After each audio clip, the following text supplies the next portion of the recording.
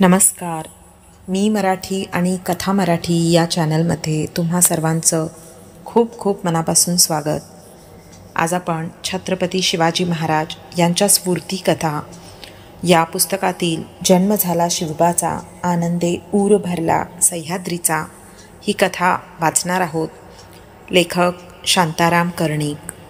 शिवनेरीचे किल्लेदार विजयराव विश्वासराव व त्यांची पत्नी हे दोघे जिजाऊची अगदी जीव ओतून काळजी घेऊ लागल्याचे पाहून शहाजीराजांना अतिशय समाधान झाले. तरीही वेळप्रसंगी जिजाऊच्या आसपास मायेतील अधिक माणसे असावीत म्हणून शहाजीराजांनी त्या गडावर बाळकृष्ण पंत हनुमंते, गोमाजी नाईक, नारोपंत, मुजुमदार आदी आपल्या विश्वासातील माणसांना तसेच जिजाऊच्या सुरक्षिततेसाठी काही सैनिकांना ठेवले. एवढेच नव्हे तर किल्लेदार विजयराव हे मनापासून नको म्हणत असतानाही शहाजीराजांनी त्यांच्यापाशी पुरून उरेल एवढे धन ठेवले व जिजाऊचा निरोप घेऊन ते तेथून निघून गेले. एक आपल्या पतीची चिंता वगळता जिजाऊला तिथे दुसरी कसलीच कमतरता पडत नव्हती. तिच्या प्रत्येक इच्छेची तामील करायला जशा किल्लेदारांच्या घरच्या दासी होत्या तशाच शहाजीराजांनीही तिच्या दिमतीला 4-5 दासी ठेवल्या होत्या. त्यामुळे एक दिवस कसा सहजतेने उलटून जात होता. पण एके दिवशी एक भयंकर बातमी शिवनेरीवर येऊन थडकली. निजामशहाच्या सेवेत रुजू झालेले लखुजी जाधव व त्यांचे तरुण मुलगे यांच्याविषयी त्याच दरबारातील एक सरदार सफदर खान याने निजामशहाचे मन कलुषित केले. लखुजींना या गोष्टीची कुणकुण लागताच ते आपले 3 मुलगे अचलोजी, रघोजी व यशवंतराव यांना घेऊन निजामशहाच्या मनातील किलमिश दूर करण्यासाठी त्याच्या भेटीला गेले. पण अगोदरच निजामशहाची परवानगी घेतलेल्या सफदर खानाने त्या चौघांनाही कपटाने ठार केले.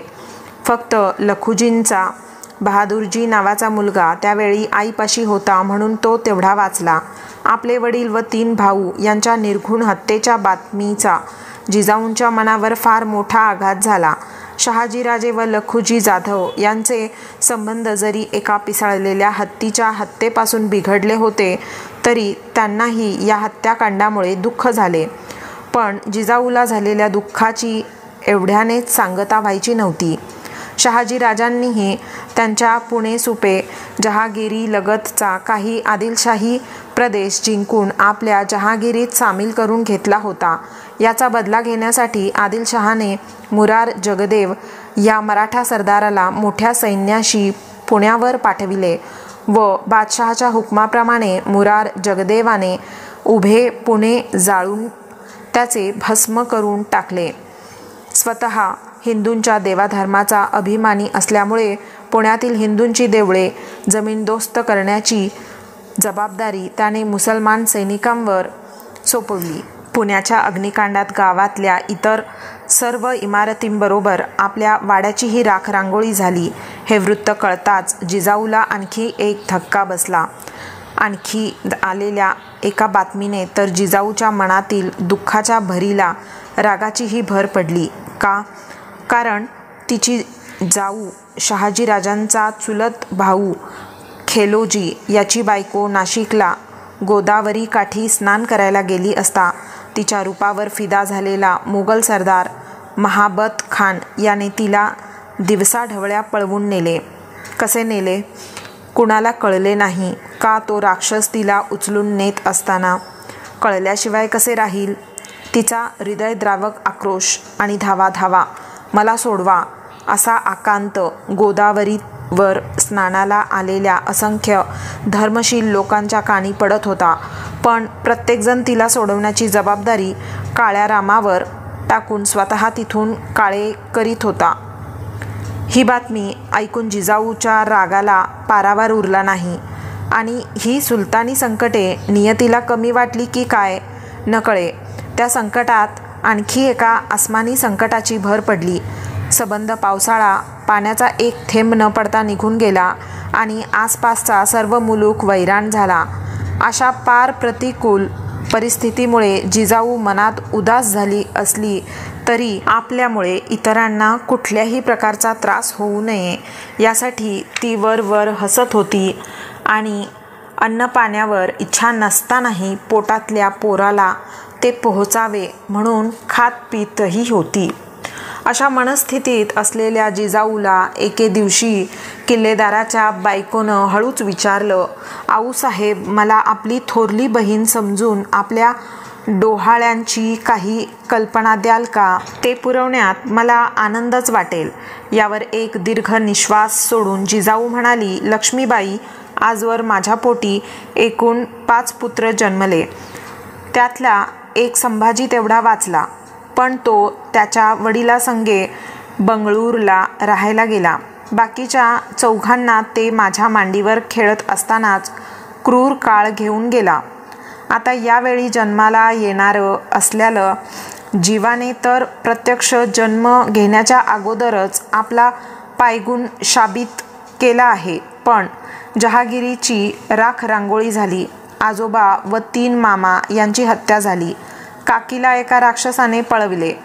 दुष्काळाने भूमी भाजून काढली आणि वडिलांच्या वाट्याला धावपळ आली. ही लक्षणे मला काही ठीक दिसत नाहीत. किल्लेदारीण म्हणाली, आऊसाहेब, या असल्या योगायोगाच्या गोष्टींचा संबंध बिचाऱ्या बाळाशी जोडण्यात काय अर्थ? जन्मापूर्वी आपल्या 7 भावंडांची वाताहत झाली आणि आई वडिलांच्या वाट्याला कारावासाची सजा आली म्हणून काही भगवान श्रीकृष्ण वाईट निघाले नाहीत ना? अनेक वेळा कामनापूर्ती करणाऱ्या कल्पवृक्षांची रोपटी राखेच्या ढिगाऱ्यांतूनच वर येतात व फोफावतात असं दररोज पुराण सांगायला येणाऱ्या शास्त्रीबुवांनी काल सांगितलं, ते ऐकलत ना? मग असल्या नसत्या निराशाजनक पायगुणांच्या कल्पनांत तुम्ही स्वतःला कशाला अडवून घेता? जिजाऊ म्हणाली, लक्ष्मीबाई, तशी मी खंबीर आहे हो. त्यातून आघातामागून आघात होऊन मी कुठल्याही प्रसंगाला तोंड देण्यास समर्थ बनले आहे. पण डोहाळ्यांची विचारणा केलीत म्हणून सांगते की आताशा मला एका जागी बसून राहावंसं वाटत नाही. असं वाटतं की घोड्यावर मांड टाकून दऱ्याखोऱ्यांतून दौड करीत राहावे आणि दररोज नवनव्या गडांवर मुक्कामाला जावे. मनात असं येतं की ज्याच्या खेपेला असे रानावनात दौडण्याचे डोहाळे मला लागलेत, ते बाळ जन्मानंतर त्याच्या आईवडिलांना रानोमाळ भ्रमंती करायला तर लावणार नाही ना?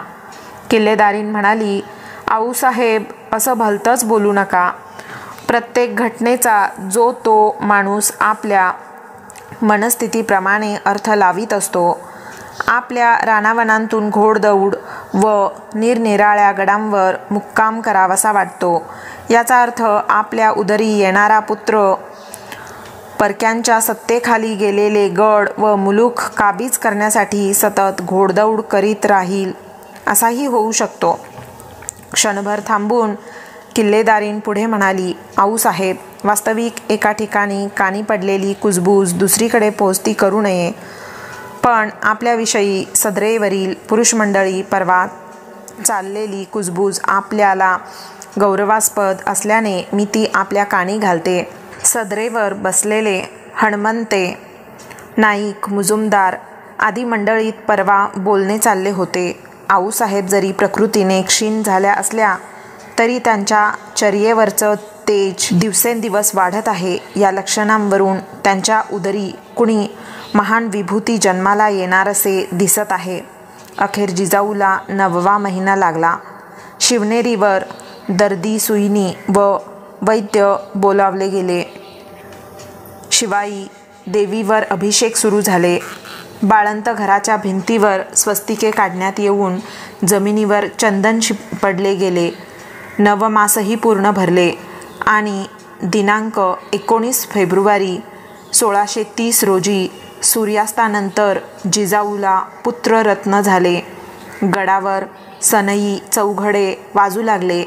हत्तीवरून साखर वाटली जाऊ लागली. बाळाची कुंडली मांडून शास्त्री बुवांनी जिजाऊला सांगितले, जिजाराणीजी, आपल्या उदरी जन्माला आलेला हा पुरुषोत्तम दिगंत कीर्ती मिळवेल. बाळाच्या जन्माने शिवनेरी तर आनंदालच, पण सह्याद्रीचा उरही आनंदाने भरून आला.